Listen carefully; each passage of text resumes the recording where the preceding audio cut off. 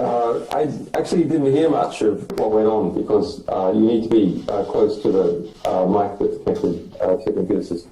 But, okay, so I understand we're in the Volksbringer, and to thank the Volksbringer for again for letting us use that space. It's a quite important place here in Berlin. Okay, so let me get my notes and we'll begin. We have about 20 minutes, is that right? We're running a little over time. No? Yeah. So I'll try and cut it to 15 so we have time for questions. Over the last 10 years, Wikileaks has released 10 million documents comprising of 10 million words. And why numbers are not everything, they're a start.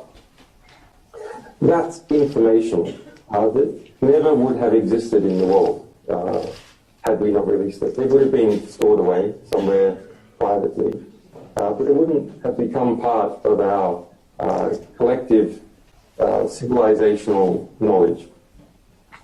And it corresponds to approximately 3,000 documents a day on average. That's a hell of a lot of work. That's why we don't release every single day. We do things at scale in order to, say, release 100,000 documents at once. But it does pan out to about 3,000 documents per day. Now, why do this at all? I am in a position where I've been detained without charge here in the UK, in one form or another, prison, house arrest, the last 4 years in the embassy, as a result of this work. Some of our sources, or alleged sources, have suffered terrible consequences in the United States. Actually, not many. We have thousands, and there's only a couple of alleged sources that are facing difficulty, but altogether, being sources and supporters, people have been sentenced to something like 50 years altogether. And the two most significant cases is that of Chelsea Manning in the United States, sentenced to 35 years in prison, purely for communicating with the media. That's the allegation. There's no other allegation against them. The United Nations found that they had been tortured, subject to cruel and inhumane treatment akin to torture. Jeremy Hammond, imprisoned in New York for 10 years. And a number of supporters back in the heat of the kind of first phase of neo-McCarthyist hysteria in the United States in 2010, 2011, went through a legal process as well. Most of them got off without any imprisonment. But, okay, what does it teach you? Well, it teaches you something about the structure of power. Whenever WikiLeaks engages in a release, sure, the information that we reveal about an institution or about a state is interesting. But also the reactions by the institution of the state are extremely revealing. And the reactions by tertiary players, such as particular media groups and their alignment to allied institutions and so on. I mean, this in some ways harkens back to the old statement of Voltaire that if you want to understand structure of power, you should see who it is that you have difficulty writing about. Well, myself, my staff, and our sources, we believe in some kind of romantic ideal. It's quite a quaint notion. It's quite a cynical notion.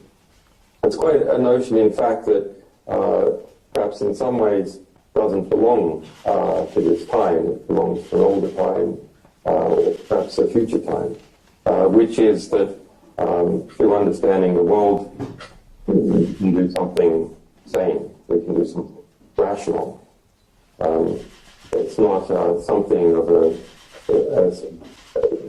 being out of a postmodernist view of extremely bounded rationality, where everything is kind of pointed. We actually think it's fascinating to understand the world around us, and through this understanding, we can see justice come from it, as we have in many cases, some of which Sarah has pointed out. In fact, you can break down this quest for knowledge and understanding into really the three types of history. By history, journalists will understand that I don't mean what happened 100 years ago, or not only what happened 100 years ago. I mean history circa now, the history that is unfolding all around us. What are the three types? So type 1 is the history which is subsidized, where there is economic interest in propelling it and promoting it.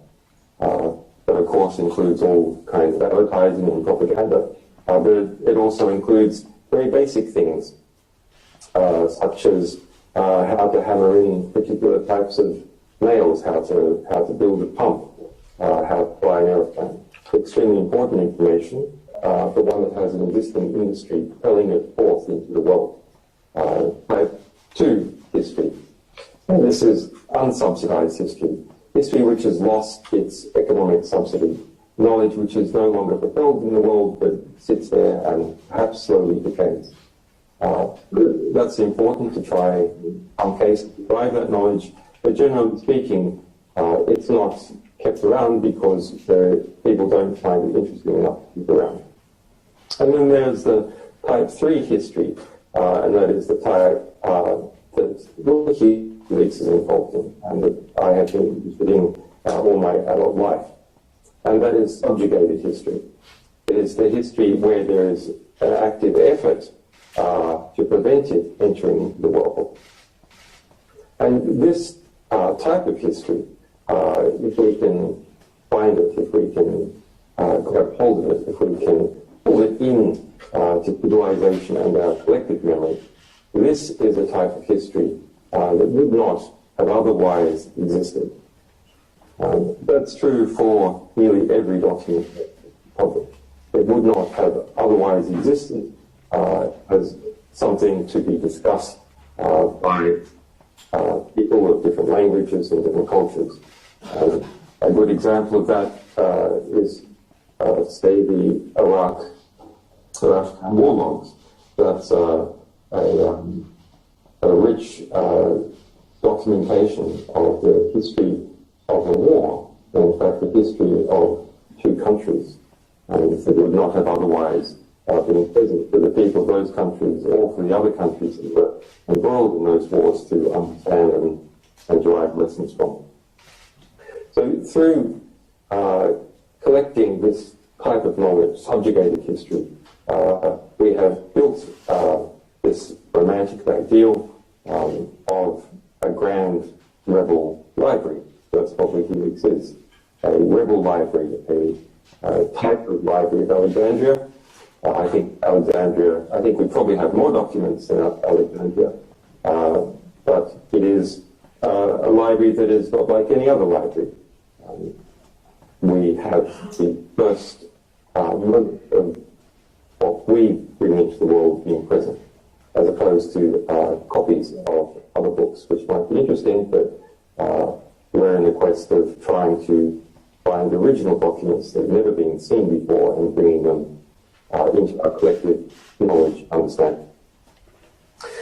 Okay, so Sarah has spoken about some of the technical details and a bit about practical history. I want to speak now about some of the things we're doing going forward, the future of Wikileaks. Well, I know this. I've seen the internet, and I understand that there's enormous expectation in the United States. Some of that expectation will be partly answered, but you should understand that if we're going to make a major publication in relation to the United States at a particular hour, we don't do it at 3 a.m. That's something great. So we have a great many upcoming publications. Now, Wikileaks has grown into a relatively strong position. We're a publishing organization that has no debts, has never had to fire anyone, is entirely funded by our readers, has succeeded in every litigation that it's been involved in.